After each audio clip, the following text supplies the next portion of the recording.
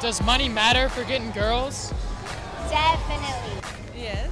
For guys, yeah. Does money matter? Yes! Yo, yes, why does yes. money matter? Because money, it's amazing. Money gets you everything in life. That's what I'm talking about here. Gum costs money. You're gonna date someone, like they have to dress nice. Even if you're poor, you have to dress nice, you know what I'm saying? Have you ever been with a poor dude? No comment? No comment! Does money matter? Absolutely. Like, why does it matter so much? Because if not, then like, where are you gonna get in life? I'm gonna marry rich. Yeah, yo, no prenup. What's that? Money. Oh, I'll take some. Oh, so I charge $100 an hour.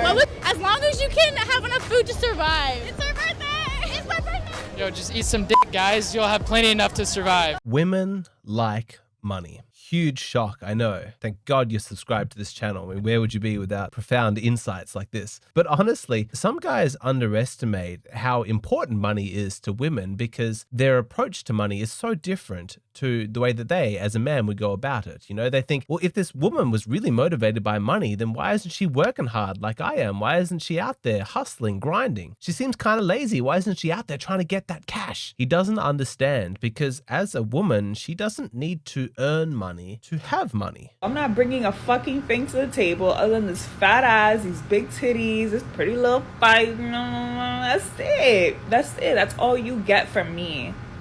That's it. And I'm going to take your money 100%. Yes. A lot of men don't understand this because from a masculine perspective, we can't relate to this because for men, there's a lot of stigma about having money that you didn't earn. Nobody respects the trust fund rich kid who was handed his wealth by his parents as much as we do the self-made man who worked for all of his money and his success. As men, we want the money that we have to be a reflection of our personal talents, the effort that we put in. Men want to be respected, and so it makes sense to us that money, as well as serving a practical purpose of buying things, is also a symbol of that respect, of our value, of what we have to offer, our contribution. It's one of the main reasons why you don't see a lot of men out there trying to be gold diggers. I mean, I'm sure there's lots of women in their 60s or 70s who would probably love to have some cute, 20-something boy toy, but that's not really a career path that a lot of men are interested in taking. If you've got a good-looking guy in his 20s who's ambitious and wants to make money, he's not thinking, well, how can I scam it out of some rich old lady? He wants to go and make it. He wants to earn that money. He's ambitious. He doesn't want to be a gold digger, but so many women would be content with that choice. And it's just so hard for the male mind to relate to that. So when we hear women speak in this way, it seems like they're a different species. They seem so alien to us. How, as a man, do you relate to a woman who's content not to make her own money, but to just enjoy the wealth of her husband? You don't earn anything. You don't achieve anything in your life. You just get the spillover benefits of somebody else's money. Men don't want to do that. And that's why it's hard to relate to the fact that women do. There are lots of women who would find tremendous satisfaction in that arrangement.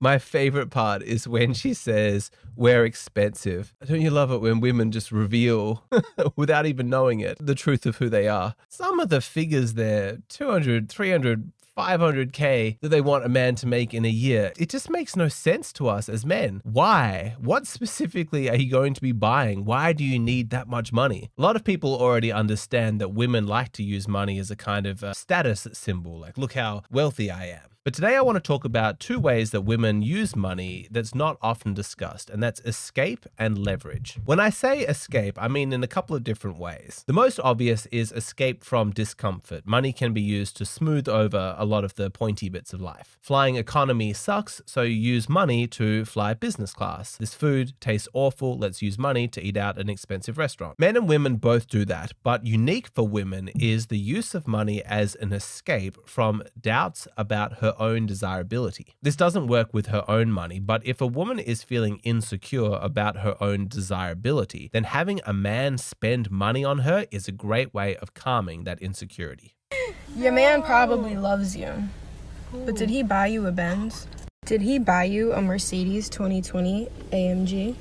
Did he put a $4,000 ring on your finger? Cause sis, if he didn't, you need a new man. How can I be scared that I'm not desirable and amazing when my man is spending all this money on me? He bought me this car, he bought me this ring. This is proof that I'm desirable. There are all kinds of psychological issues that women are escaping by the use of money. That's sort of the whole point of consumerism. Don't look at your inner pain. Don't look at your self-esteem deficiencies. Don't look at your childhood trauma. Don't think about your lack of achievements, your poor moral character. Instead, look at this expensive, shiny object. Buy this. If you own this, everybody will think that you're special. And this is how women become addicted to consumption, right? They become shopaholics. It's this endless cycle of buying things to make themselves feel better. And like any addiction, you need bigger and bigger hits to still get that same high. Eventually, the numbing, effect starts to wear off. And so you need more and more expensive things, more lavish shopping expeditions. It's one of the reasons why I say men should not date women who are materialistic, because they're going to leave you broke. It's a green flag when any woman is actually working on her emotional issues. Like if she's going to therapy and she's making progress, she's actually dealing with her insecurities instead of using your money as a numbing salve. She's taking responsibility instead of running away from her problems paid for by you. And as much as that would sting to be on the hook financing a shopaholic, it could be a lot worse, because a lot of women, they have a focus on money because they view it as a tool that they can use to hurt you. This is what I mean when I say that some women use money as leverage. If women are smarter than men, why do they keep believing men's lies and opening their legs? Sometimes you don't believe him, you know it's a lie, but you still want some dick. But he's gonna have like repercussions for that. Like me, my favorite saying is like, hit a man where it hurts him, in his pockets, so like, yes, we're gonna have sex, but today a nail gonna break, I'm gonna need my nails done, a toe chip purposely, I kicked something, now I need my toe fixed, I want to eat Benihana's today, not Taco Bell, and just once I want to do this, do that, then that, like it's gonna just hurt him in his pockets instead of that lie he told me earlier, damn. So either way, he's going to pay for it. She dumb if she believe it. Like, I don't really know what to say about that one.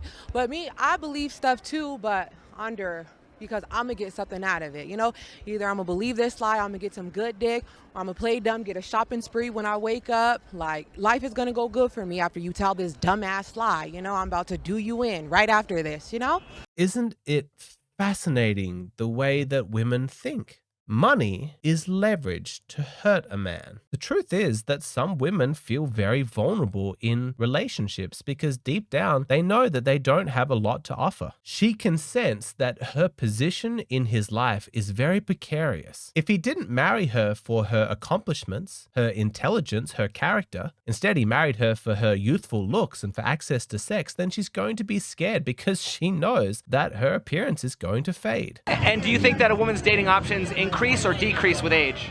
Decrease, definitely. I mean, I'm 23 right now, and I still look at guys and I'm like, if a 19-year-old walks in front of him, I'm fucked. Well, that's some refreshing honesty. Many women feel this way. They have this deep insecurity that they have nothing to offer in a relationship. And so she's constantly scared. What is actually going to prevent him from replacing me with a younger woman, from him just wandering off, cheating on me, divorcing me? For her own safety, she wants leverage over him, and access to his money is her leverage. And she wants a lot of it, sometimes as a backup option in case he leaves and she wants to be taken care of, and sometimes just to know that if he hurts her, she has the means of hurting him back. I was in the Marine Corps for 25 years. My retirement goes to my children. The only reason I asked for half of John's retirement is because he's hurt me so much and caused so much damage to myself and my family that I wanted to do something that would really upset him and hurt him. A lot of men can't relate to the sense of righteous entitlement that women come after a man's money. And honestly, I've had difficulty explaining this to women and trying to get them to understand that she's not entitled to that. Because when women are talking about money in this regard, they're not really thinking about the money. That's not what they feel entitled to. It's more dangerous and deeply embedded than that, because what she really feels entitled to is to not be hurt. hurt emotionally. She feels entitled to protect herself. She feels entitled to feel good about herself, to have positive self-esteem. Money is just the means to that end, whether it's by having leverage over her man or having a means of escaping her self-esteem issues. Women feel a very strong emotional entitlement. That's why so many men and women argue about money when this sort of thing comes up, because they're speaking completely different languages. She's saying like, your money is my money and you need to give me this or whatever it might be. But what she's really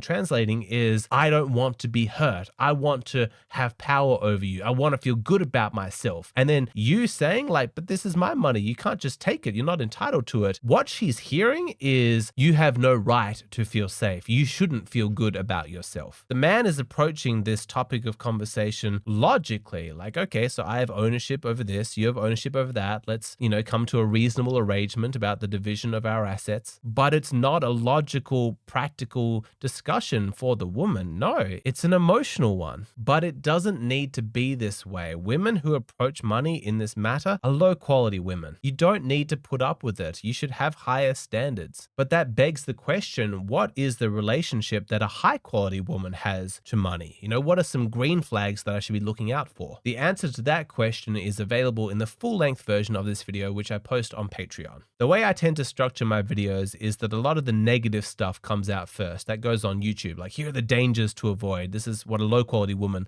looks like. A lot of the more positive, uplifting, informative stuff about like, here's what a functional relationship looks like. Here's how a high quality woman acts. I save that for Patreon for the more dedicated members of my audience. So if you want access to that, then please come over to Patreon.